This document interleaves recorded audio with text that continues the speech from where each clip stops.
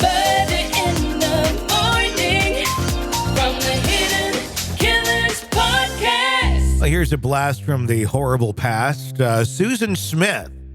Everybody's like, Susan Smith, who's that? There's been so many people between now and then that have been absolutely deplorable buckets of flesh on our planet. But Susan was one of them.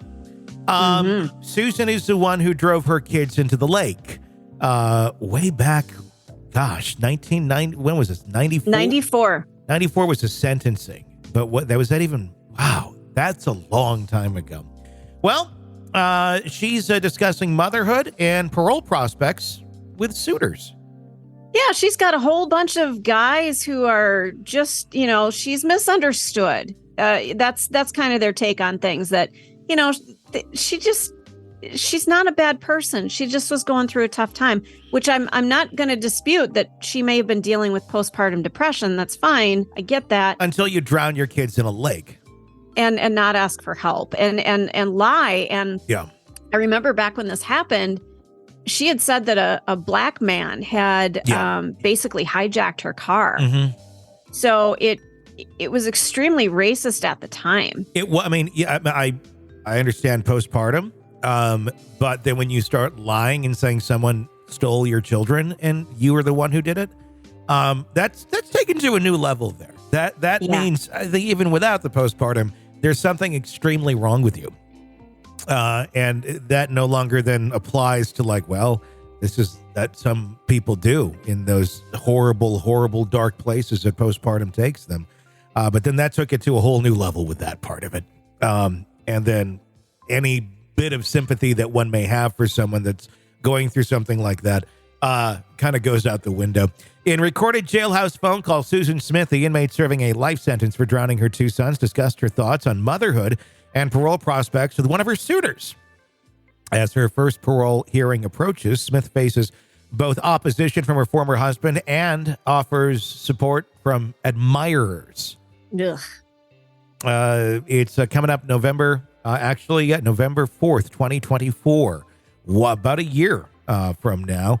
Susan Smith, of course, South Carolina inmate convicted of murdering her two young sons, Michael Daniel Smith, who was 3, and Alexander Tyler Smith, who's 14 months. Yeah. Transcripts of the recorded jailhouse phone call from Leath Correctional Institution last month revealed Smith's contemplation of motherhood and potential parole prospects. In the recorded conversation, Smith, who's 52 now, told one of several suitors, "I could see myself around kids." No. I couldn't. No, you shouldn't be. Sparking a conversation about her future role as a stepmother. Could you imagine that? Susan Smith as your stepmother? Who's that? The name the holidays would suck. Yeah. Suitor responded by positively saying, "You'd be great, babe." Of course you would. You're communicating with Susan Smith. The message obtained these transcripts shedding light on Smith's thoughts after as her parole hearing approaches. The notoriety obviously stems from 1994 and the conviction for the murder of her two sons. Initially, she claimed that a carjacker described as a black man had taken her vehicle with her children inside.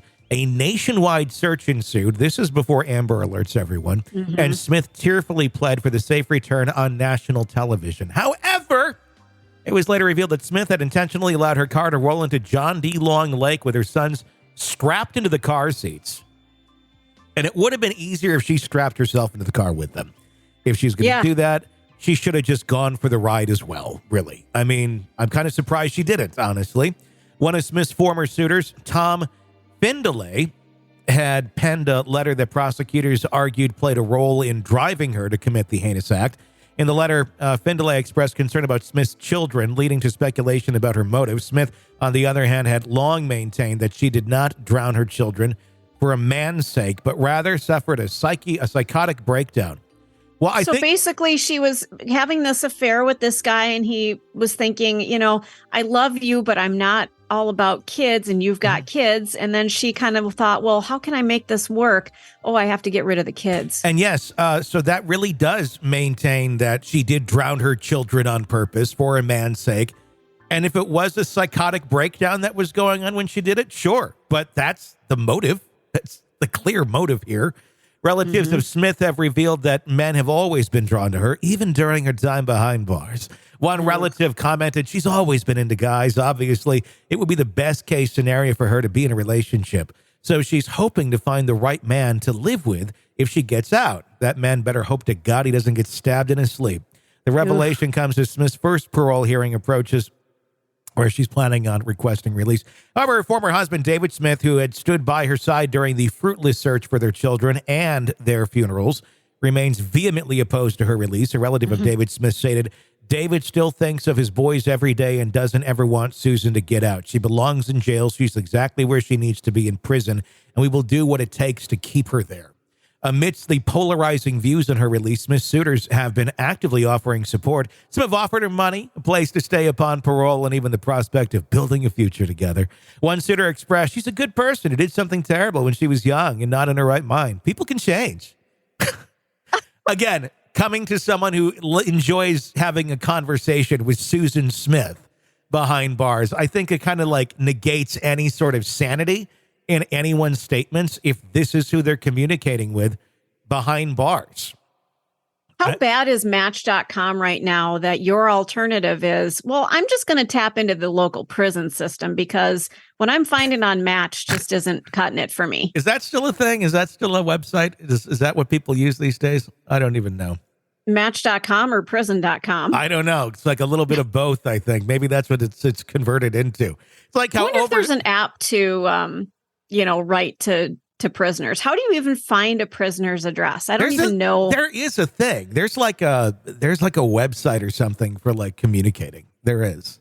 Oh. And I think it's probably like I don't know that every prison system has it, but I know I've seen that before with one of these cases where it's like, how did they even like get in contact? Then you look at like, oh, here's how they got in contact. That's really disturbing. Yeah, that would be like one of those. It's like, it'd be funny if it'd be something, how like companies change. They get like, for example, Overstock.com went out of business technically. They bought the name of Bed Bath & Beyond, and now it's Bed Bath & Beyond.